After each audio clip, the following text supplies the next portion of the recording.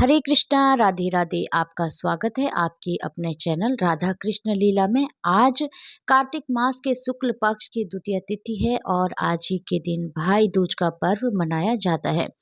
कुछ स्थानों पर इसे यम द्वितीया भी कहा जाता है। भाई दूज का पर्व भाई बहन के रिश्ते पर आधारित पर्व है, जिसे बड़ी श्रद्धा और परस्पर प्रेम के साथ मनाया जाता है। कुछ स्थानों पर इसे यम द्वितीया भी कहा जाता है। भाई दूज का पर्व भाई बहन के रिश्ते पर आधारित पर्व है, जिसे बड़ी श्रद्धा और परस्पर प्रेम के साथ मनाया जाता है।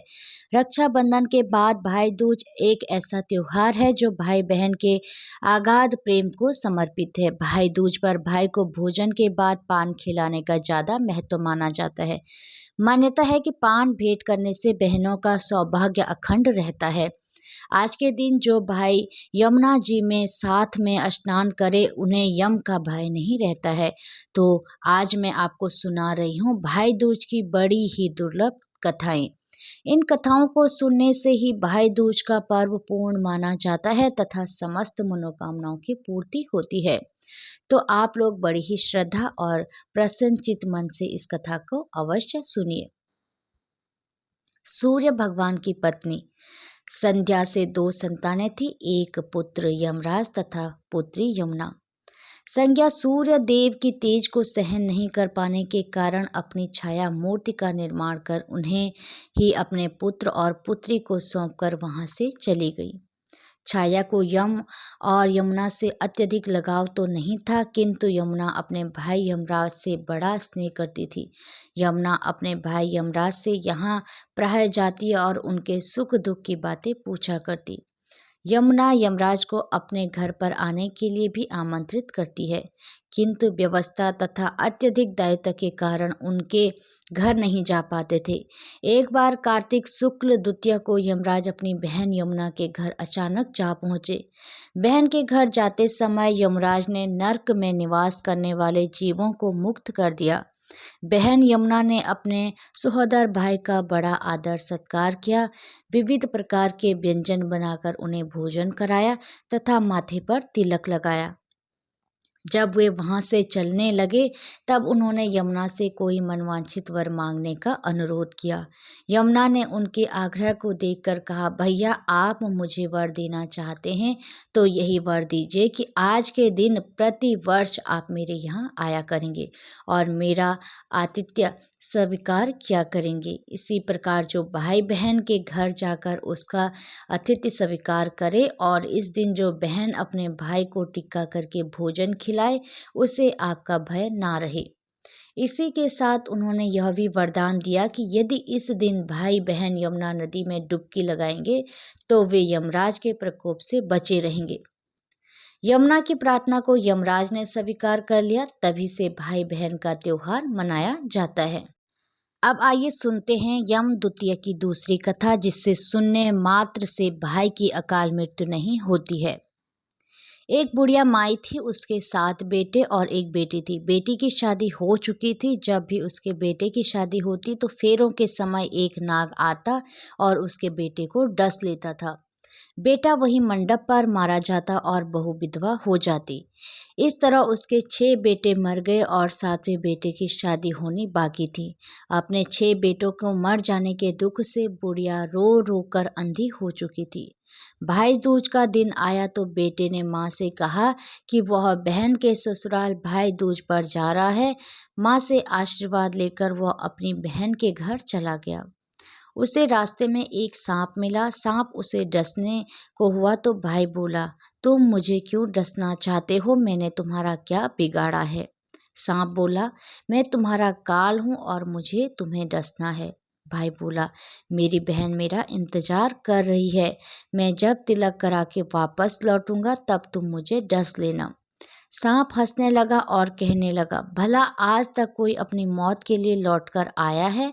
भाई ने कहा, अगर तुम्हें यकीन नहीं है तो मेरी झोली में बैठ जाओ। जब मैं अपनी बहन से तिलक करा कर लौटूंगा तब तुम मुझे डस लेना। तत्पश्चात सांप ने ऐसा ही किया। भाई बहन के घर पहुंच गया।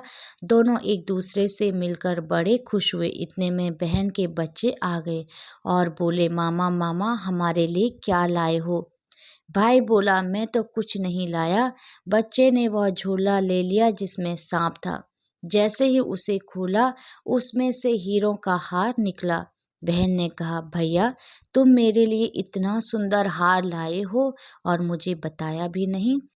भाई बोला, बहन तुझे पसंद है यह हार तो इसे रख लो। यह हार तो मेरे लिए किसी काम नहीं आएगा। अब क्या था, भाई दूज मनाकर अगले दिन भाई जाने को तैयार हुआ और बहन से रास्ते के लिए कुछ खाना बनाने के लिए कहा। बहन ने उसके लिए लड्डू बनाकर एक डब्बे में रख दिया। भाई सफ़र में चला तो कुछ देर जाकर थक कर एक पेड़ के नीचे सो गया। उधर बहन के बच्चों को जब भूख लगी तो माँ से खाना मांगने लगे। खाना बनने में देरी थी तो बच्चों ने मामा के लिए बनाए हुए लड्डू मांगे। उसकी माँ ने कहा, लड्डू बनाने के लिए थोड़ा बाजरा पीसा था, लड्डू तो नहीं है लेकिन चक्की में बाजरा है, उसे ही थोड़ा खा लो। बच्चे चक्की के पास गए तो देखा कि चक्की में सांप मरा पड़ा है, जो शायद अंधेरे में गलती से आटा पीसते समय दबकर मर गया। यह बात बच्चों ने माँ को बताई तो वह बावली सी होकर भाई के पीछे पीछे भागी। रास्ते भर लोगों से पूछती कि किसी ने मेरा भाई देखा है। तब एक ने बताया, कोई लेटा तो है पेड़ के नीचे, देख ले वही तेरा भाई है क्या। वह भागी भागी पेड़ के नीचे पहुंची और अपने भाई को नींद से उठाया। उसके बाद पूछा, भाई कहीं तूने लड्डू तो नहीं खाए।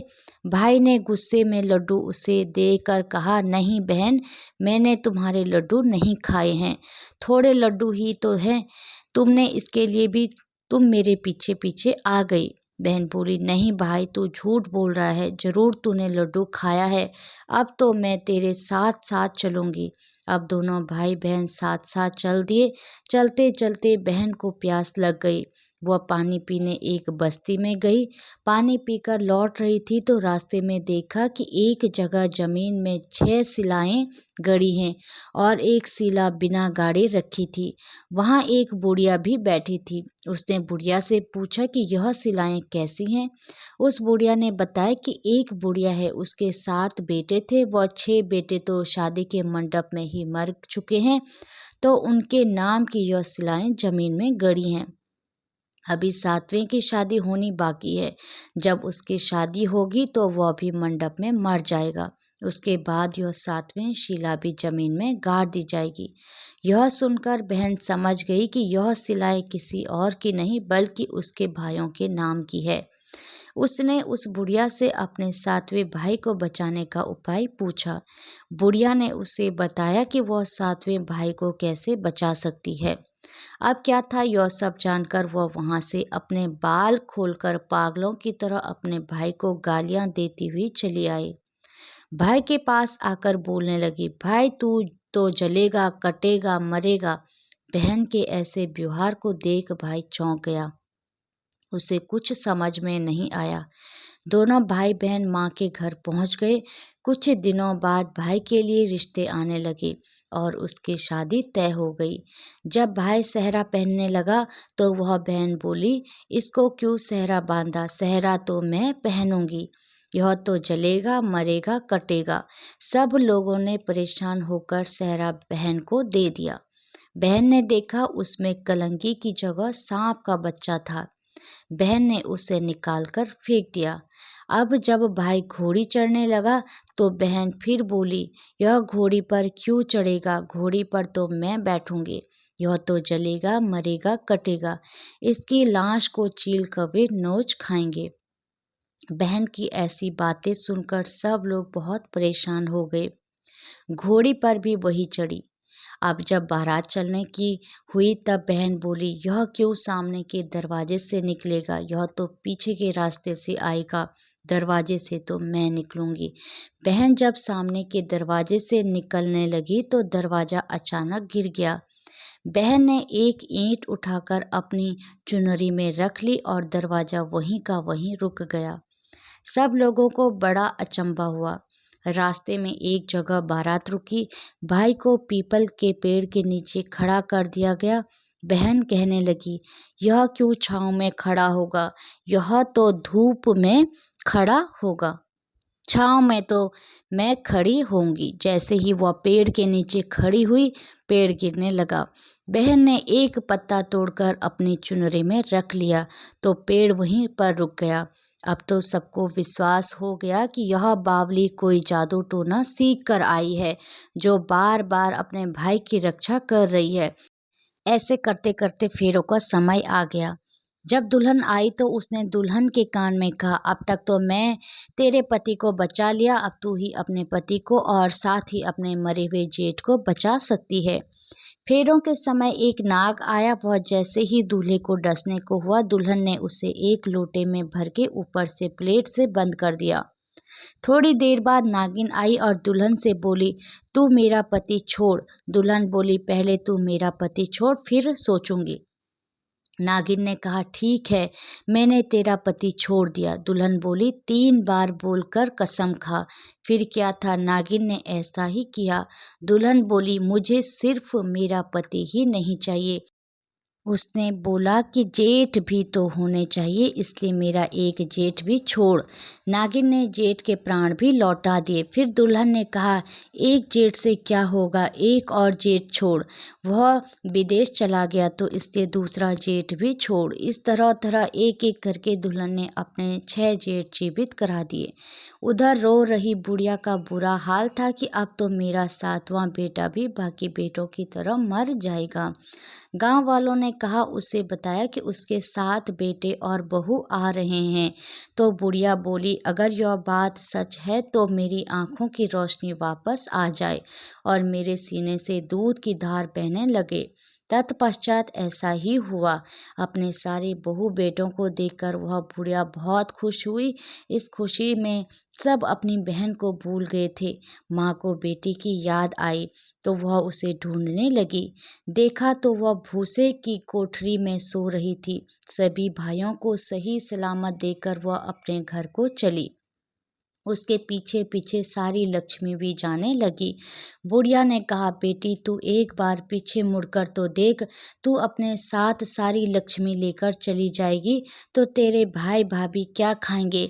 तब बहन ने पीछे मुड़कर देखा और कहा, जो माँ ने अपने हाथों से मुझे दिया है वह मेरे साथ चले, बाकी का धन भाई भाभी के पास रहे। इस प्रकार एक बहन ने अपने भाई की रक्षा की। इस कथा को सुनने के बाद बहनें गोबर से बने भाई के अनिष्ट को काटती हैं, भाई को कोसती हैं, फिर कांटा अपनी जीभ में चुभाती हैं, वहाँ से कटा हुआ चना प्रसाद के रूप में लेकर आती हैं, जिससे भाई पानी के साथ निगल जाते हैं। इस तरह यह व्रत और व्रत कथा पूर्ण होती है।